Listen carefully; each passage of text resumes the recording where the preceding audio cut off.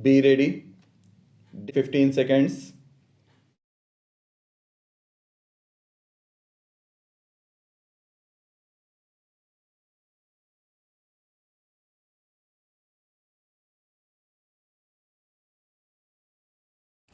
Sir, we would like you to share with us the role which you envisage for elected local bodies in the planning process. At present, there exist many different agencies outside the framework of democratically elected local bodies to whom is entrusted most of the major tasks of urban planning. These include city development authorities and city improvement trusts, besides a number of state government agencies owing responsibilities to the state government above, but not to the people below. If planning for economic development and social justice is to become the centerpiece of the activities of democratic local bodies, should all these other agencies be dissolved or merged into the elected local bodies? Or should they be kept separate and above the system as at present? The answer you give should be compatible with our basic principle of maximum devolution. The second point relating to planning is the methodology for coordinating urban planning with rural planning. While it would, of course, be appropriate for urban and rural bodies, respectively, to plan matters which fall exclusively within the irrespective jurisdiction, it has to be recognized that growth impulses largely come from the interaction between urban groups and their rural areas.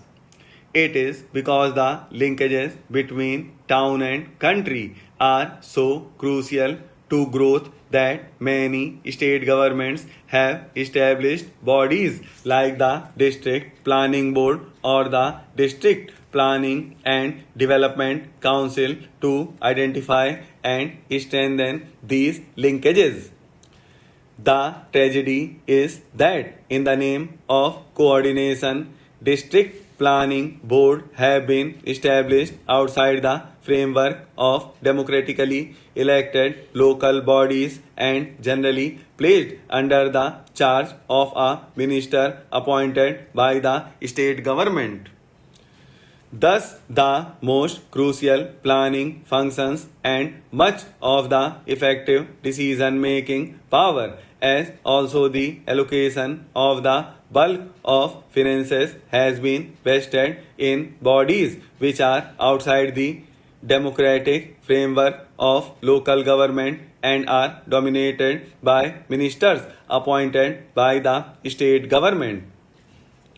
I call it a tragedy because it is through these agencies that the elected authority is bypassed or overruled. In the name of coordination, democracy is being sabotaged. In the name of coordination, the will of elected local bodies is being subordinated to the will of the state government. In the name of coordination, the people's will is being replaced by the will of officialdom. What measures would you suggest to establish a democratic district planning body?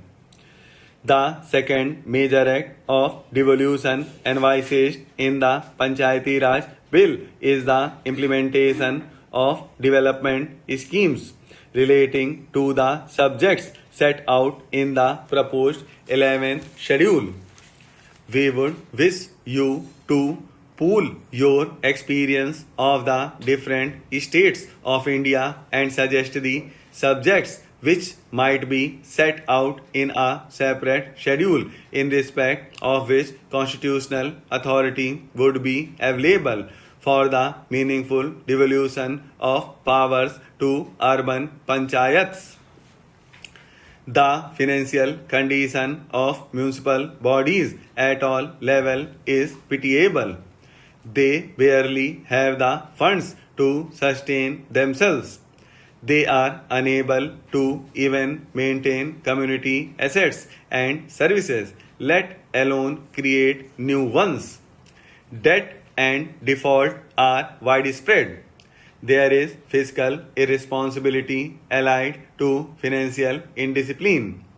The sound finances of urban institutions of local self-government is a matter of crucial importance. Much of the wealth of India is generated in urban India. Its rates of growth are significantly higher than in rural India.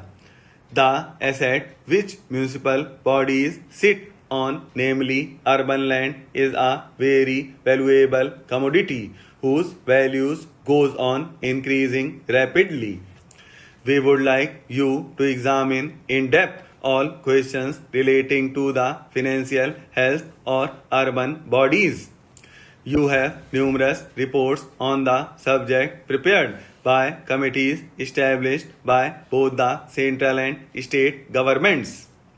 You have in the Panchayati Raj Bill the proposal for the establishment of a state finance commission to set out principles on the basis of which taxes may be assigned to or appropriated by Panchayati Raj institutions at different levels. Then there are the grants in aid from the consolidated fund of the state and funds from centrally sponsored schemes as such. Should the proposed state finance commission also set out similar principles for financial devolution to urban local bodies? Should there be centrally sponsored schemes for the urban areas? There is also the question of access for municipal bodies to institutional finance and the capital market. We would like your consideration of these financial questions to be guided by the sentiments expressed by Jawaharlal Nehru when he presented his first report as chairman of the Allahabad municipality 66 years ago.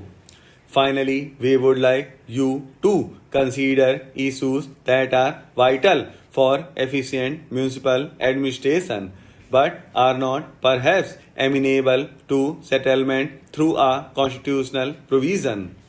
For example, what should be the relationship between the municipal bureaucracy and the elected municipal representatives? How does one ensure harmony and cooperative relations between the municipal bureaucracy and the democratically elected representatives of municipal bodies? Should not urban administration be carried out at the behest of the elected representatives rather than by bureaucratic order, however benevolent and well intentioned? Mr. Vice Chairman, Sir, I am standing to support the bill, every clause of it with all the amendments. However, I have a few suggestions. I would like the government and the minister to take note of them. The great and important leader of Europe told his ambassadors, if you go to London, go to the share market, then you will feel its pulse and know its health and politics. The share market is controlled remotely or fully by the company law board in our country. So, any amendment to the company law in a progressive way is going to help the growth, economic growth. If it is otherwise, it will be detrimental to the growth. What is happening today in our country in the field of company law and how it is functioning. The company law is represented in the states by the Registrar of Companies. Today, in the eyes of the law, everyone is equal. Whether you are a company with 2 persons or with rupees 20,000 capital or hundreds of shareholders with hundreds and crores of shares, the forms and formats made are the same for everyone.